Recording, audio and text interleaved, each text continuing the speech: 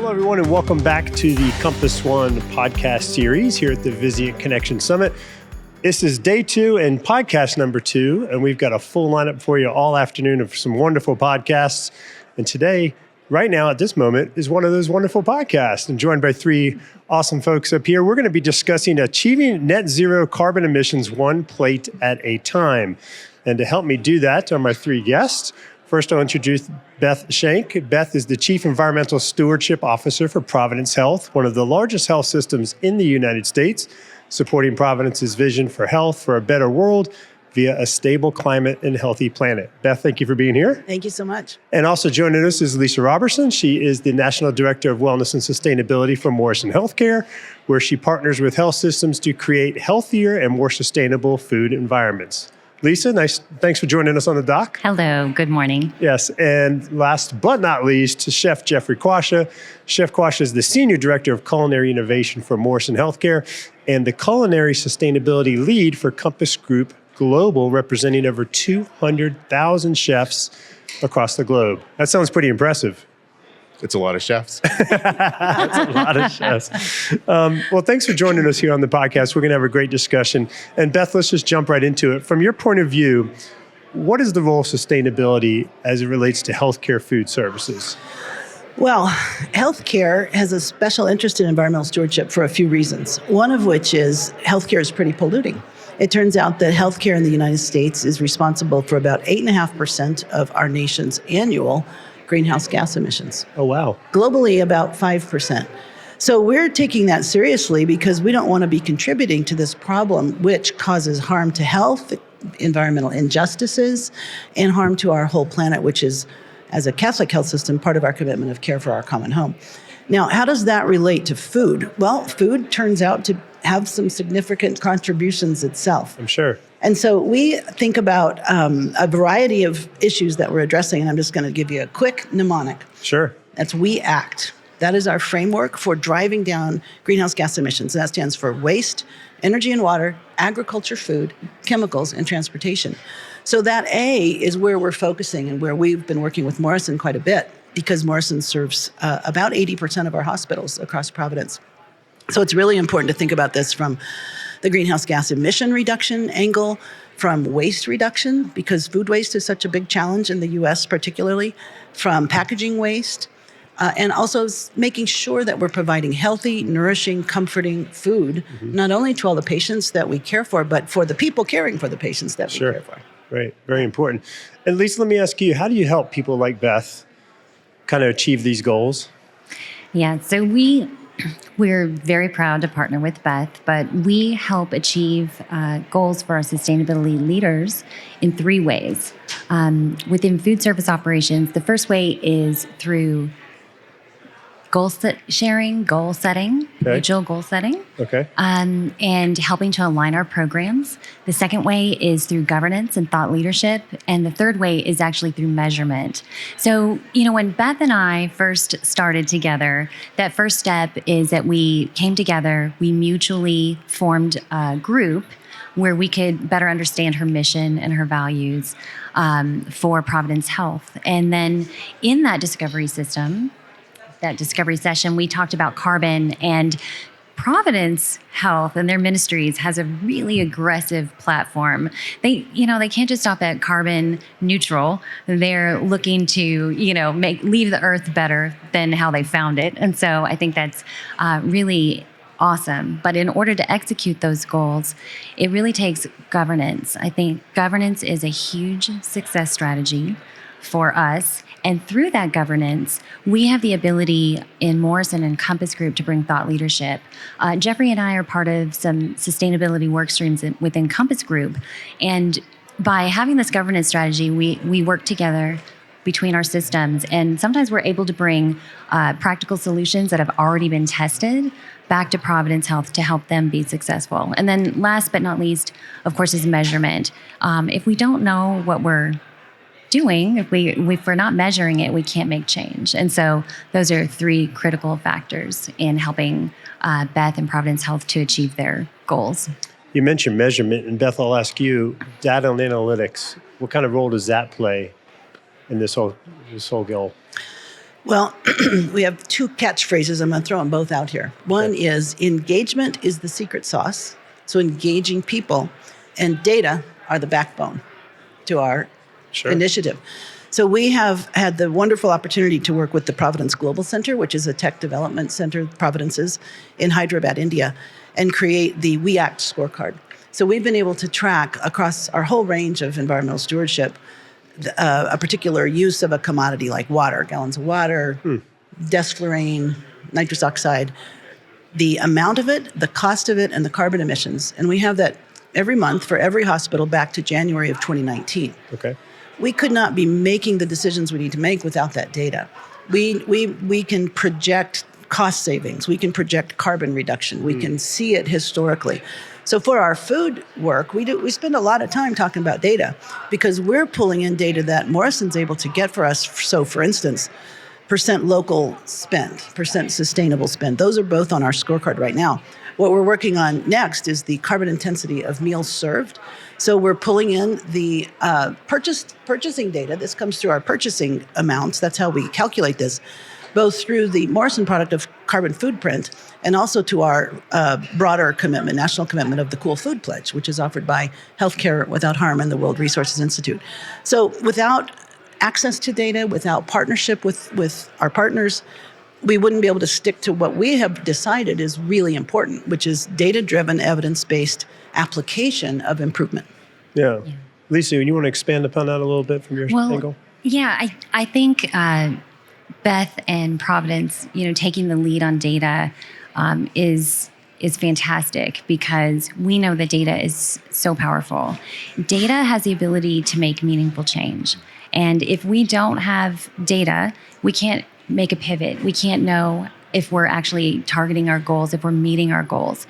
And so, as Beth mentioned, we provide monthly reports, very detailed on the food that Providence purchases and how it's verified through specific claims, whether it's growth hormone free, is it no antibiotics ever? What are the different types of attributes and verifications? That's a very detailed process, and I think it's a game changer when we can help inform our partners with this kind of data to bring them to a level where they can actually be resilient and make swift change. So I think data is really powerful. Chef, I'm going to throw it to you now from the back of the house standpoint. How does the back of the house play a role in the overall sustainability of health systems? Yeah, great question. I think it actually starts with purchasing. For us, it's making sure that the product that's coming in our door is cross-utilized at least 5 times through multiple applications. Interesting. We're flipping the script on proteins. I think there's a big push going on right now in terms of less people are into alternative proteins. So for us, leading with plant is a huge opportunity for driving down those carbon emissions. And of course, every day we're talking about tracking when it comes to food waste reduction. And I think that's one of the biggest opportunities we have is understanding where the food waste is coming from and then taking on, how do we stop food waste? And for us, is it a pre-production meeting and then a new term, which really isn't in the culinary industry, is a post-production meeting. You can make it up as you go. I think that's okay. We're hashtagging the phrase de-prepping. So when you're thinking about post-production, it's just as important as pre-production because with pre-production, you have forecasting. And then you're forecasting how much food you're going to produce to make sure that you're not overproducing in order to generate waste. But if you're post-production or having that conversation, so as food's coming off the line, you're having a conversation with your cooks and saying, okay, now what are we going to do with it? And there's an opportunity to de-prep it, upcycle it, or align it with food recovery. So then, preventing the food from ever hitting the waste bucket is one of our biggest opportunities. Yeah. What about menuing? How does that play into a more sustainable operations model? And how important is menuing to sustainability overall? Yeah, everything starts with the menu. Yeah. And when you talk about menu engineering, I think that's one of the biggest keys. We talk about menuing with intention, putting the right food in the right months. So, you're never going to serve, or you should not serve, let's just say that, a tomato salad in December when tomatoes are not in season in the US. So if you're buying fruits and vegetables from outside the country, you're only increasing carbon emissions by transporting that food. Correct. And then understanding your local spend, I think, is key too.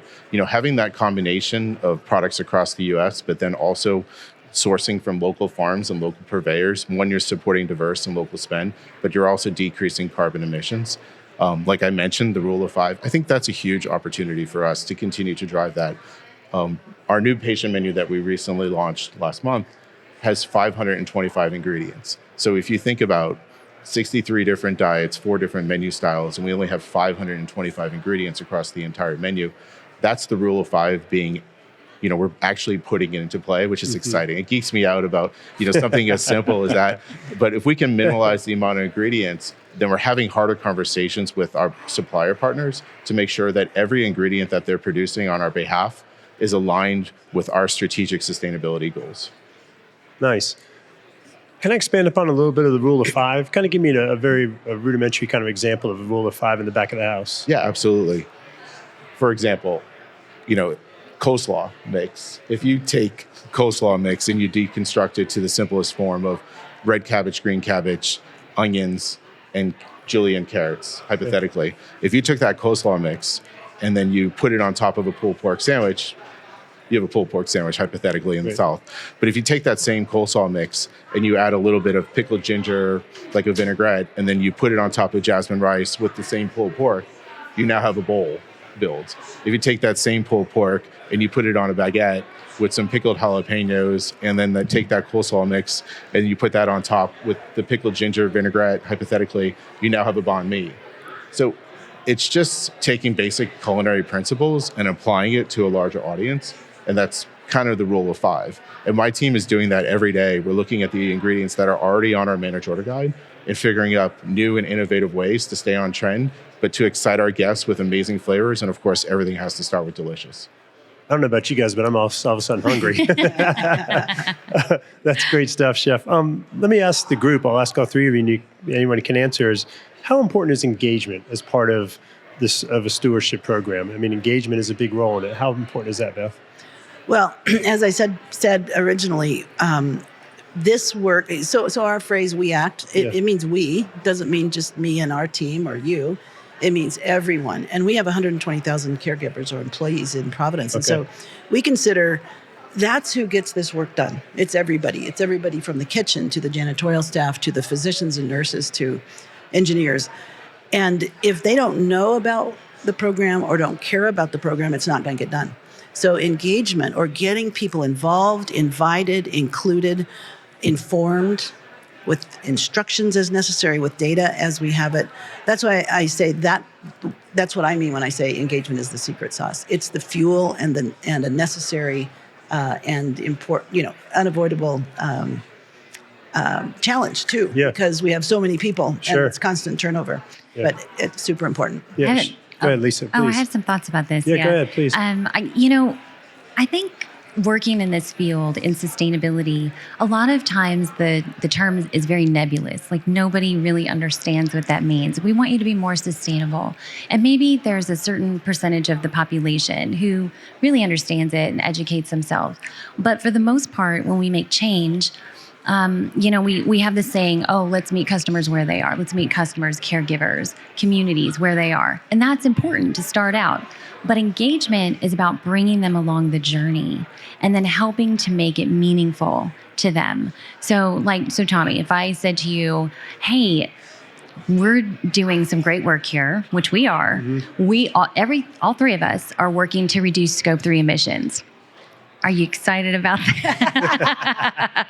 Not in the least. I'm sad to say. Yeah, what does that mean? Right. So, but if I told you that we partner, Jeffrey's working with growers and we're working with food service companies to make change.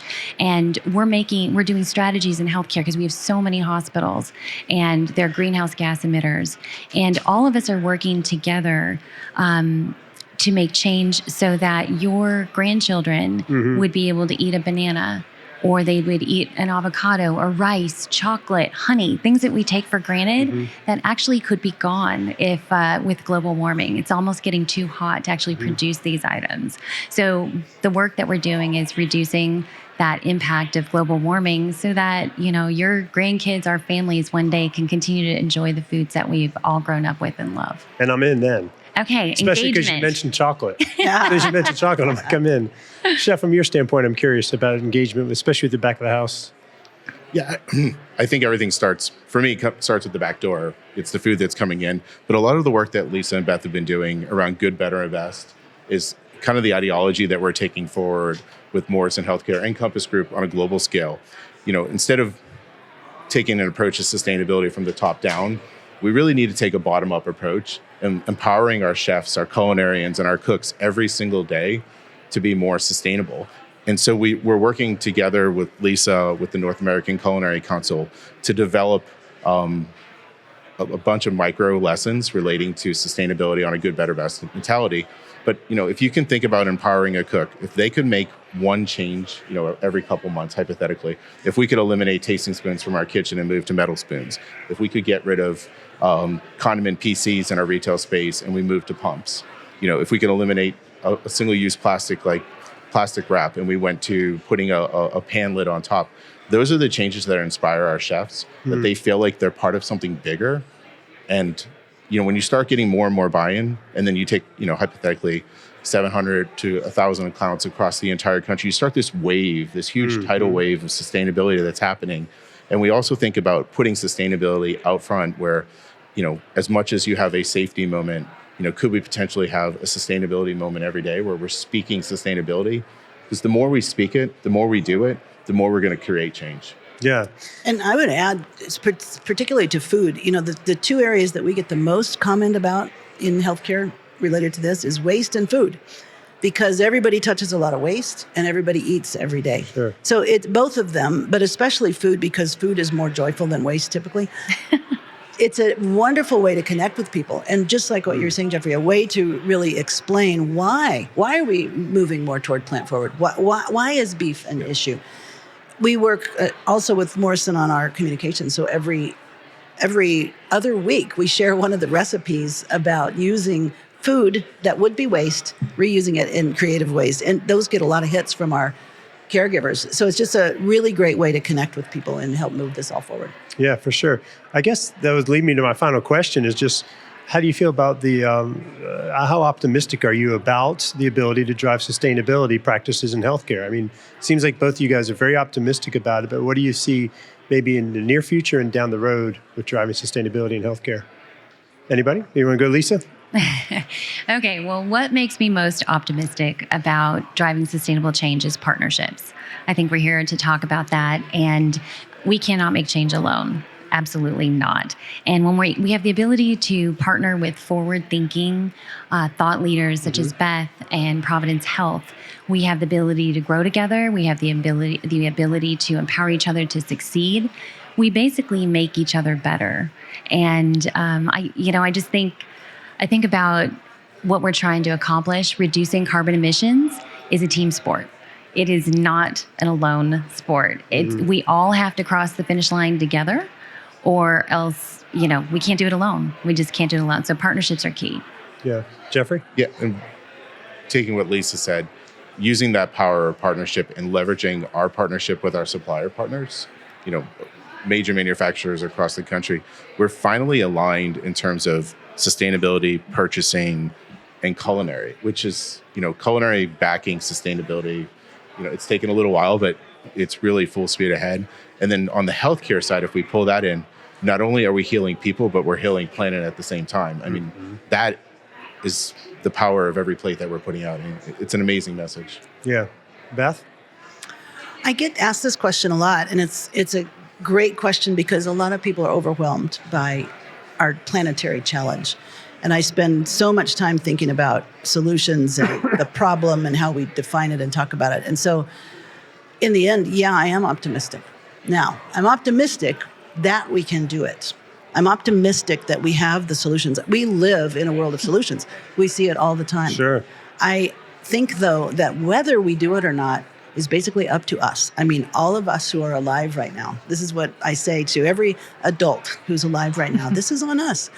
And what we've learned from the climate trends and the warming trends is this very decade right now, the 2020s, is critical for the next decades and even centuries. Yes, I agree. So this is something that I'm really proud of Providence for doing, is saying to do all we can by 2030. We don't mean by some future date. We mean right now.